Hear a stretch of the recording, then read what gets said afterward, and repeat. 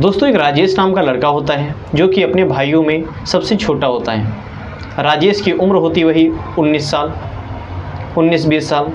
यानी कि राजेश जब इतना छोटा होता है तो उसके जो दो बड़े भाई होते हैं उनकी शादी हो जाती है, और शादी जब हो जाती है तो वो अपने परिवार यानी कि अपने माता पिता से वो अलग हो जाते हैं।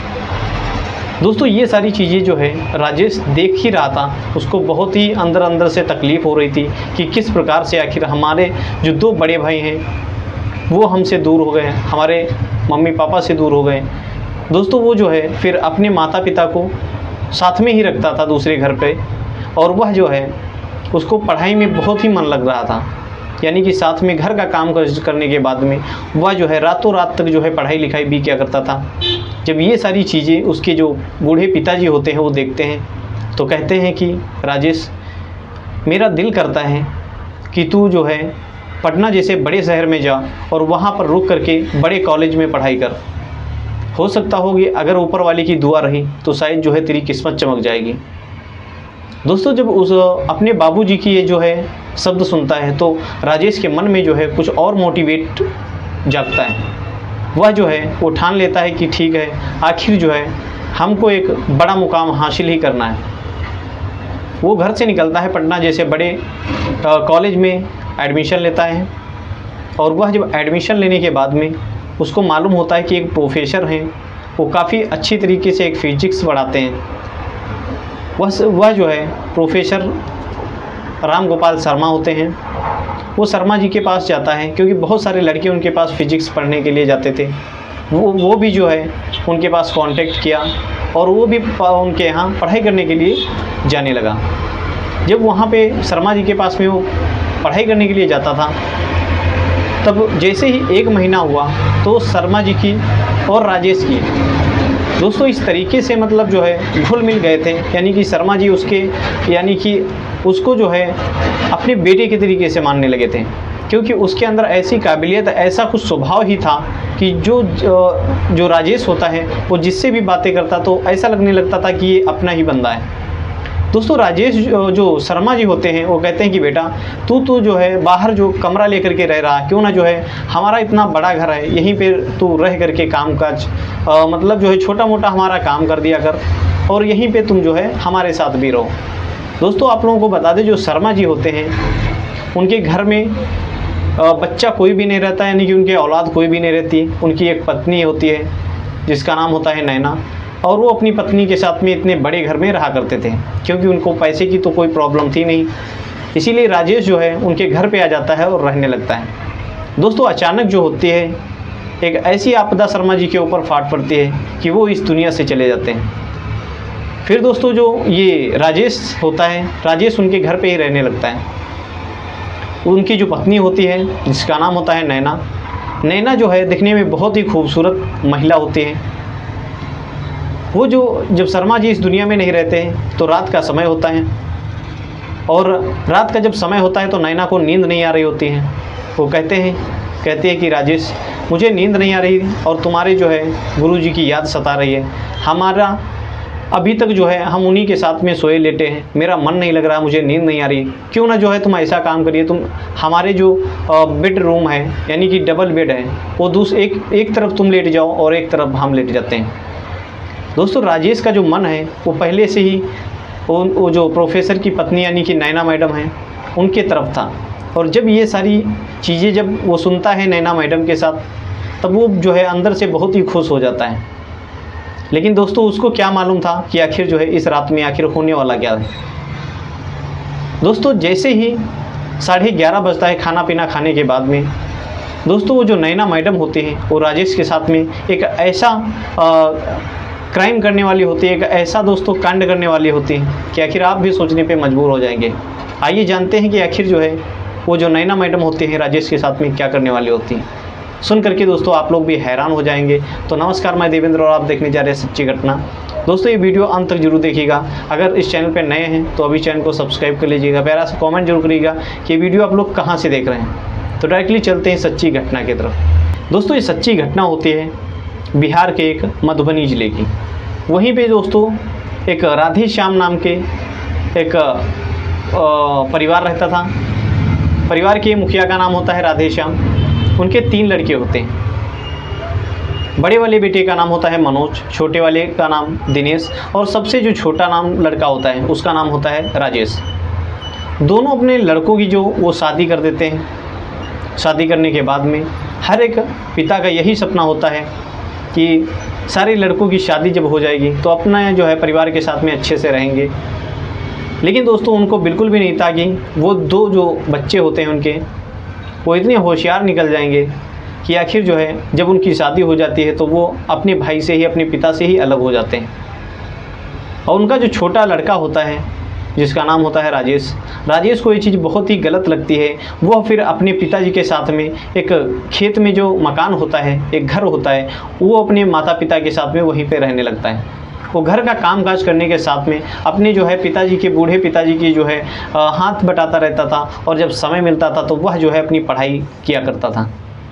दोस्तों ये जब चीज़ें जब उसके पिताजी जब देखते हैं राधेश्याम कि आखिर जो हमारा छोटा लड़का जो है हमारी कितनी केयर करता है, कितनी देख रेख करता है, और फिर उसके बाद भी रात का जब सोने का समय होता है तब वह अपनी पढ़ाई करता है, तो वो कहते हैं कि राजेश तू बेटा एक काम कर, हम जो है दूसरे की खेती बाड़ी में दूसरे की मजदूरी करके हम पढ़ाएंगे, लेकिन तू, मेरा दिल कहता है कि तू बाहर पटना जैसे बड़े शहर में पढ़ाई कर, और एक अगर ऊपर वाले की दुआ रही तो हो सकता है कि अगर नौकरी लगी तो तुम्हारी ज़िंदगी संवर जाएगी।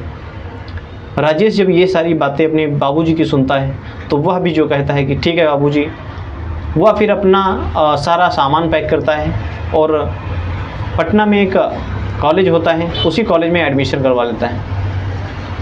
वहीं पटना में रहने लगता है। फिर जैसे ही 10-15 दिन रुकता है तो उसको मालूम होता है कि शर्मा जी नाम के प्रोफेसर हैं, वो काफ़ी अच्छी तरीके से वो जो फिजिक्स पढ़ाते हैं, क्योंकि बहुत सारे लड़के जो है उनके पास पढ़ाई करने के लिए जाया करते थे। प्रोफेसर दोस्तों आप लोगों को बता दें वो 55 साल की उम्र थी उनकी, और प्रोफेसर अपने घर में जो है रहा करते थे। उनकी और उनके साथ में उनकी पत्नी जिसका नाम होता है नैना, उनके एक भी जो है औलाद नहीं थी। वो घर पे अपने बच्चे जो होते हैं पढ़ाई करने के लिए वो उनको घर पे ही बुलाया करते थे। और दोस्तों उन्हीं जो शर्मा जी होते हैं उन्हीं के घर पे जो है राजेश भी पढ़ाई करने के लिए जाता था। राजेश एक ऐसा लड़का होता है कि वो किसी से भी अगर वो बात करता तो ऐसा लगता है कि कोई अपना ही बात कर रहा है।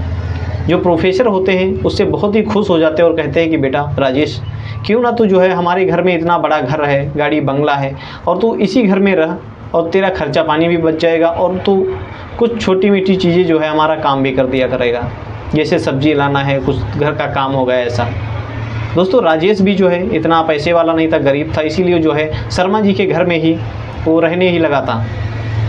एक दिन सब कुछ तो अच्छा चल रहा होता है, अचानक से जो है शर्मा जी स्कूल से आ रहे होते हैं, उनके जो है हार्ट अटैक आ जाता है और पता चलता है कि वो जो है इस दुनिया से चल बसे।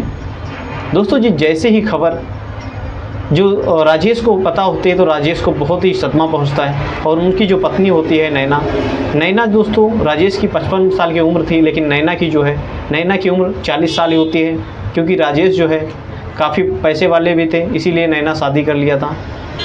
दोस्तों नैना भी जो है वो फिर उस घर में जो है अकेली ही पड़ जाती है और उसको बहुत ही बुरी तरीके से सदमा, क्योंकि उसके घर में कोई औलाद भी नहीं थी। जब शाम का समय होता है तो इधर जो है राजेश अपने कमरे में लेटा हुआ था और उधर नैना जब बैठ करके रो ही रही होती है। और उसके बाद में जब राजेश पहुंचता है तो कहता है कि मैडम आप ऐसा क्यों मतलब रो रही हैं, आखिर इस दुनिया में जो है जो आया है वो तो जाएगा ही, इस रोने से आखिर कोई फ़ायदा नहीं है। दोस्तों जो है कुछ देर तक तसल्ली करने के बाद में खाना पीना खा लेती है और फिर जब सोने का समय आता है तो राजेश से कहते हैं कि राजेश मुझे नींद नहीं आ रही, क्योंकि हम तुम्हारे जो है तुम्हारे गुरुजी के साथ में ही सोती थी और मेरा मन करता है क्योंकि मुझे डर भी लगता है इतने बड़े घर में तुम हमारे ही बगल में जो है सो, क्योंकि डबल बेड की जो है उनके यहाँ बहुत सारी, क्योंकि कोई भी चीज़ की कमी नहीं थी, इसीलिए दूसरे बेड पे जो है राजेश को सोने के लिए बोलती हैं और एक दूसरे बेड पे जो है उसी कमरे में नैना। दोस्तों जब ये माहौल देखता है तो जो राजेश भी होता है वो भी एक नवयुवक लड़का था, जवान, उसके भी जिस्म में करंट जैसा दौड़ जाता था, लेकिन वो भी जो है मजबूर था, क्योंकि उस सिचुएशन में वो जो है अपनी मालकिन यानी कि जो अपनी मैडम की बात भी नहीं टाल सकता था। वह आप कहता है ठीक है, लेकिन जब वह दूसरे बेड पे लेटता है तो उसके बाद में उसकी मैडम कहती हैं कि राजेश तुम जो है इसी पे लेट जाओ और कोई भी प्रॉब्लम नहीं होगी, जैसे ही हम तुम्हारे सर को मानती थी वैसे ही तुमको भी। दोस्तों ये सारी चीज़ें जो है राजेश करता गया। और दोस्तों यहाँ तक जो है, क्योंकि वो जो नैना मैडम होती हैं वो तो काफ़ी नौजवान होते हैं और उनके मन में जो है कुछ अलग ही ख्याल होते हैं। दोस्तों उनको क्या, बस उनको तो जो है एक व्यक्ति चाहिए, सहारा चाहिए। दोस्तों ये सारी चीज़ें जब वो हरकतें वो जो नैना मैडम होती हैं कुछ समय बाद धीरे धीरे कुछ अलग ही करने लगती हैं, तो उसको भी वो सारी चीज़ें मालूम हो जाता है। दोस्तों वो जो राजेश के साथ में वो नैना मैडम जो है बहुत ही गलत तरीके से हरकतें करना चालू कर देती हैं। और फिर वो जो राजेश होता है वो जो है नैना मैडम को कहने लगता है कि मैडम ये सब ठीक नहीं जो तुम कर रहे हो। फिर वो राजेश वो जो नैना मैडम होते हैं वो कहते हैं कि राजेश अगर तुम हमारा साथ दोगे, तुम हमसे जो है जो हम कहेंगे वो तुम काम करोगे, तो तुम्हें जो है इस घर का मालिक बनना पड़ेगा। यानी कि तुम जो है नौकरी करके भी कुछ नहीं हासिल कर सकते। अगर तुम हमारा कहा मानोगे तो तुमको जो है ये सब गाड़ी बंगला का जो है मालिक तुम हो जाओगे। राजेश जो है सोचता है कि बात तो भी सही है, क्योंकि अगर हमारी नौकरी नहीं मिली तो शायद जो है हम कुछ भी ना कर सके, और अगर जो इस मैडम की अगर बात मान लिया तो शायद जो है हम करोड़ों के संपत्ति के मालिक बन जाएं। फिर राजेश जो है नैना मैडम की बात मानता है और फिर उनके साथ में रातें गुजारना चालू कर देता है। नैना मैडम की रातें रंगीन करता था और उसके बाद में जो है राजेश वहीं पे उनके साथ में रहने लगता है। फिर जब उसके बाबूजी का फ़ोन आता है एक दिन, कहता है कि राजेश बेटा तू घर भी नहीं आया और शायद जो है तू घर का तू भी दोनों बड़े अपने भाइयों के जैसे हो गया। तो राजेश कहता है कि नहीं बापू, मैं ऐसा नहीं हूँ, मैं किसी कामवश जो है यहीं पे काम कर रहा हूँ और मुझे एक नौकरी मिल गई। दोस्तों जब ये शब्द बोलता है कि नौकरी, तो उसके जो पिताजी होते हैं बहुत ही खुश हो जाते हैं। दोस्तों जब ये खुश हो जाते हैं तो कुछ समय तक तो ये सब चलता रहता है, लेकिन उसको उनके बाबूजी को बिल्कुल भी ये चीज़ नहीं पता था कि आखिर हमारा जो लड़का है वो एक बड़े घर में जो है घर जवाई बन गया, यानी कि घर में बैठ गया। दोस्तों कुछ समय बाद जो है बात तो पोल पट्टी तो चल ही जाती है। उसके बाद जो है वो चुपके से जाता है राजेश अपने घर पे कार से, क्योंकि वह उसी मैडम के साथ में नैना मैडम के साथ में रहने लगा था। तो नैना मैडम के हर एक जो है घर गाड़ी बंगला का हकदार वो हो चुका था, यानी कि गाड़ियों से चलने लगा था। तो उसके जो बाबूजी जब जैसे अपने गांव जाता है तो वो जब देखते हैं गांव वाले कि आखिर जो है राजेश तो इतनी महंगी कार से आ गया, आखिर कौन सा काम करता है। दोस्तों तब मालूम होता है कि आखिर राजेश जो है एक बहुत बड़ा बिजनेसमैन बन गया, लेकिन उसको नहीं मालूम था गाँव वालों को कि आखिर ये जो है किस प्रकार से इसके पास कार है, धन दौलत है। दोस्तों वो जो लड़का होता है वो अपने बाबूजी से, अपने माता पिता से फिर हर एक चीज़ बातें बता देता है कि आखिर जो है हम किस प्रकार से ये सब गाड़ी बंगला हमारे पास आया। दोस्तों उसके बाबूजी जो होते हैं वो कहते हैं कि बेटा तूने ये ठीक बिल्कुल भी नहीं किया, और ये जो क्योंकि तू मेहनत करके अगर नौकरी करता तो कुछ अलग चीज़ थी, लेकिन अगर तूने इस प्रकार से अगर इस धन दौलत का मालिक बना तो बहुत ही गलत किया। दोस्तों राजेश जो होता है वह एक ऐसे मोड़ पे खड़ा होता है कि आखिर उसको समझ नहीं आ रहा था कि आखिर हम करें भी तो क्या करें। अगर हम नौकरी करते हैं तो कोई ज़रूरी नहीं कि हम नौकरी इस दौर में मिल जाए, और अगर हम इस सारी संपत्ति को ठोकर मार दें तो भी हम उसी रास्ते पे आ जाएंगे जिस रास्ते पे हम यहाँ से निकल के गए हैं। दोस्तों फिर जो है वह अपने पिताजी को समझाता है, और पिताजी को जो है समझाने के बाद वह उसी शहर में चला जाता है और नैना से कहता है कि नैना तुम जो है हमारी ख्वाहिश है कि हम अपने बाबूजी को यहीं पे लेके आएँ।